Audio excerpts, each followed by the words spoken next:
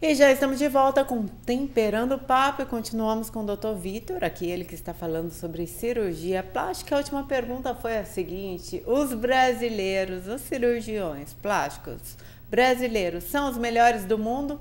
Dr. Vitor. Eu não tenho dúvida de que sim. A nossa formação é uma formação mais completa, a gente tem acesso a diversas especialidades além da plástica, a gente se forma muito bem. A gente pode falar que o médico brasileiro, de uma maneira geral, ele é muito diferenciado. Não estou querendo ser corporativista aqui, sim, mas assim, o médico brasileiro ele realmente estuda é muito né, bom. Doutor? Perto do mundo, porque a gente tem a diferença, na Europa você tem um médico mais humanizado, que pede pouco exame e que trata as coisas muito humanisticamente. Nos Estados Unidos você tem um médico muito mecanizado, que pede exame para tudo e não olha para o paciente, não senta, não conversa. O Brasil a gente consegue juntar essas coisas e na cirurgia plástica isso também é verdadeiro. Então, além de ter a questão técnica muito bem desenvolvida, a gente tem essa questão humana muito bem desenvolvida. Então, se você passar numa consulta nos Estados Unidos, por exemplo, o médico mal vai olhar para você. Você vai preencher um formulário com as suas queixas e etc. A enfermeira vai vir, vai tirar suas medidas, o médico vai entrar na sala, vai olhar para você e vai falar, assina esse termo de compromisso que eu vou fazer sua cirurgia. Aqui não. Aqui você vai procurar um cirurgião plástico no consultório, ele vai te acolher, ele vai te abraçar, você vai chorar para ele os seus problemas, você vai... Quer dizer, é quase verdade, que um psicólogo junto, um amigo. Né? Eu brinco que as pacientes entram no meu consultório como pacientes e saem como minhas amigas, porque verdade. A gente cria uma relação que médico nenhum no mundo cria. Além disso, tecnicamente, a gente vai muito bem. Os americanos, de uma maneira geral, eles operam mais rosto e nariz que a gente. Mas cirurgia corporal, a gente dá de 10 nele. Mas facial também? Também. É que assim, a diferença entre corporal e facial, nossa, é muito pequena. Lá é muito grande. O corporal deles é ruim e facial é muito bom. Aqui a gente faz bem os dois. Por isso a gente pode falar que a gente é mais completo. Tá. O Brasil hoje é o segundo país que mais faz cirurgia plástica no mundo. O primeiro é qual, doutor? Os Estados Unidos. Os Estados Unidos. Mas eles fazem muito mais face e nariz. Até porque, por ser um país mais frio, o corpo não é tão importante. No Brasil, o corpo é muito importante. Sim. Então, o contorno corporal para a gente é muito, muito, muito valorizado. Claro, claro. O chefe Marcos Neves tem uma pergunta para fazer para você, doutor. Doutor, a gente vê situações e situações de cirurgia plástica. Tá? É sabido que a medicina brasileira é fantástica, não tenha dúvida, mais em caso de cirurgia plástica. Na parte de coração também é muito desenvolvida. Agora, existem médicos que não sabem parar ou dar um fim, sabe, no formato de rosto de uma pessoa. Existem médicos que conseguem não cometer o exagero, não pensando em grana, coisa parecida. Como é que funciona isso, para não sair do bonito para o ridículo? Sim. Esse limite é muito tênue entre o que a gente consegue e o que a gente acha que vai conseguir. Infelizmente, na cirurgia plástica, como em toda outra profissão, existe a influência do dinheiro.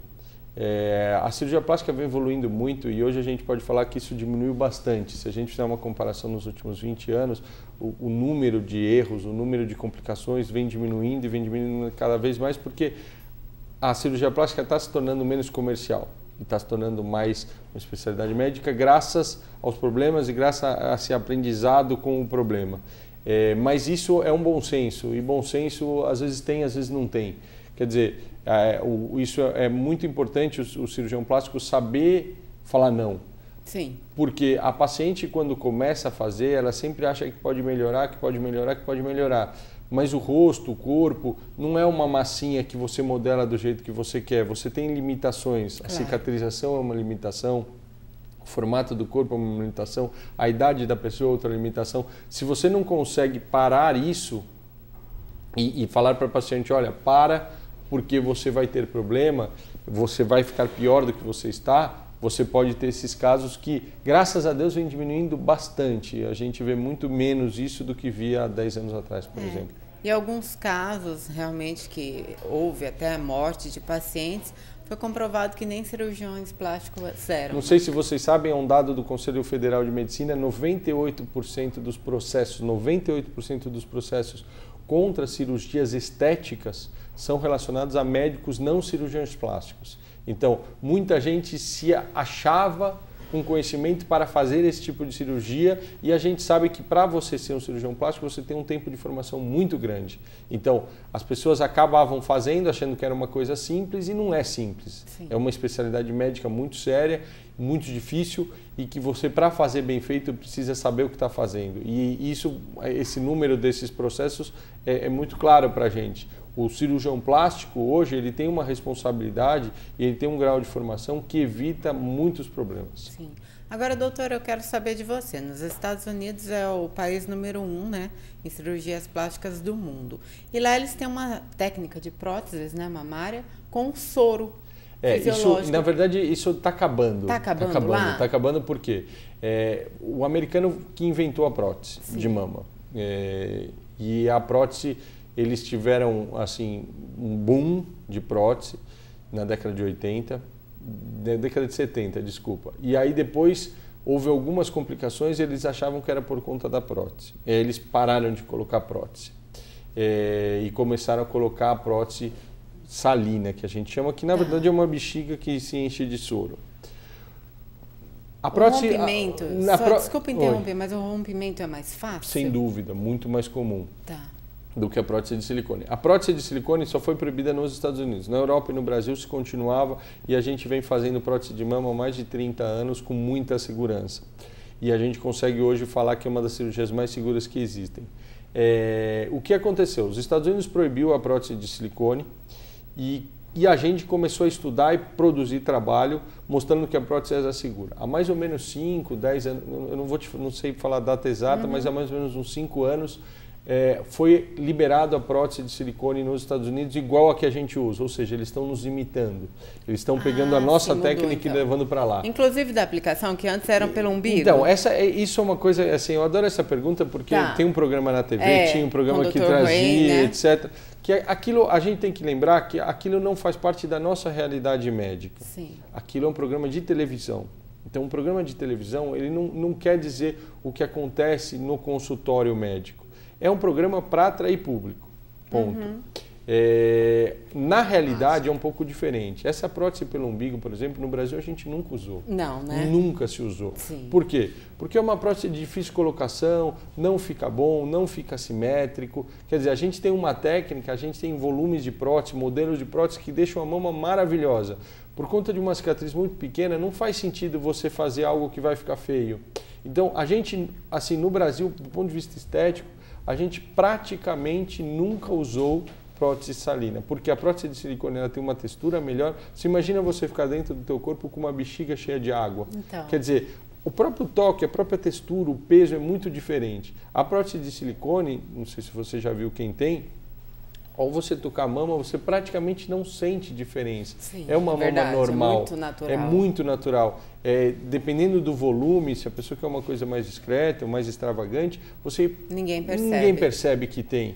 Então, assim, não tem por que uma coisa muito boa ser feita de diferente, entende? Sim, então, essa coisa que a gente vê na TV, tem que tomar um pouco de cuidado com o que é real. Mas a técnica nos Estados Unidos ainda é utilizada, doutor? Muito pouco. Por quê? Porque como eles sabem que hoje a prótese de mama é melhor, sim, eles usam a prótese de mama que a gente usa aqui, entendeu? Entendi. O que acontece é que esses programas que vieram para o Brasil são programas de 10 anos, 8 anos, 7 anos, onde ainda se fazia prótese salina.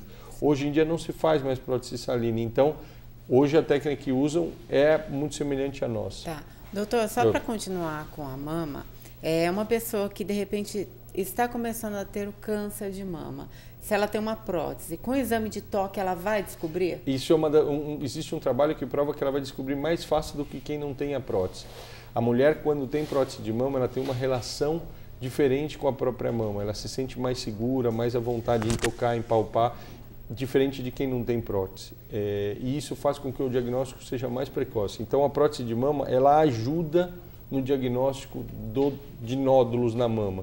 Isso faz com que a pessoa se descubra mais rápido caso tenha algum problema e trate mais rápido. E a gente sabe que hoje o tempo do tratamento é fundamental na cura da paciente. Tá, e em nenhum momento tem problema em ter a prótese, Pelo né? contrário, isso já está mais que comprovado que prótese de mama não leva, não diminui, não aumenta, não muda absolutamente nada o risco de câncer de mama. Ou seja, se a pessoa vai ter, é por conta de um histórico familiar e não por conta da prótese. Então, colocar ou não a prótese não faz diferença com relação ao câncer de mama. Ótimo, doutor.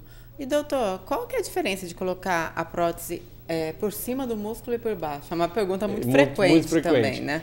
Isso, você sabe que isso é uma das divisões mais comuns nos cirurgiões. Metade dos cirurgiões prefere pôr abaixo do músculo, metade dos cirurgiões coloca na frente do músculo. Toda vez que a gente coloca uma prótese, a gente tem que pensar no resultado. Quando a paciente é muito magra, tem pouco peito, eu não posso colocar a prótese acima do músculo se ela quer uma prótese muito grande. Por quê? Porque eu preciso ter entre a prótese e a pele outra estrutura, porque senão fica aparente e aí fica feio. Aí não sei marca, né? Marca. Não sei se você já viu algumas pessoas que têm um desenho bem marcado da prótese. Bem redondinho. Exatamente. Né? Fica, eu brinco que parece que ela cortou um coco seco e pôs no peito. Não fica bonito, não fica natural. Essas pacientes, quando querem pôr prótese muito grande, a gente tem que pôr atrás do músculo. Por quê? Porque o músculo acaba escondendo essa separação da prótese, essa divisão entre prótese e pele, e acaba dando um aspecto mais natural. Mas quando a paciente já tem uma certa quantidade de glândula, eu consigo pôr a prótese na frente do músculo e aí esconder a prótese. Então isso é uma coisa que quem quer pôr prótese de mama tem que sentar com o cirurgião, examinar, ver se tem indicação de uma ou de outra, qual o volume que você pode pôr na frente do músculo, atrás do músculo. Então, isso é um planejamento cirúrgico. Então, na hora de discutir com o cirurgião, você vai planejar. Quando eu ponho atrás do músculo, a prótese acaba ficando um pouco mais alta. Quando eu ponho na frente do músculo, a prótese fica um pouco mais natural. Quer dizer, isso tudo vai depender do volume que você quer, do quanto de prótese você tem, de quanto de mama você tem, para aí você definir como vai ficar o teu peito ou não. Tá, quando é atrás do músculo, facilita para a lei da gravidade não deixar cair, porque não significa nada, né, doutor? Que você tem a prótese e os seus seios não vai cair. Mas, doutor, responde daqui a pouquinho no próximo bloco, pode ser? A gente vai para o intervalo rápido, já voltamos. Não sai daí não, que eu vou com o Pé Lá Outro Cá. Temperando o papo? Volta já.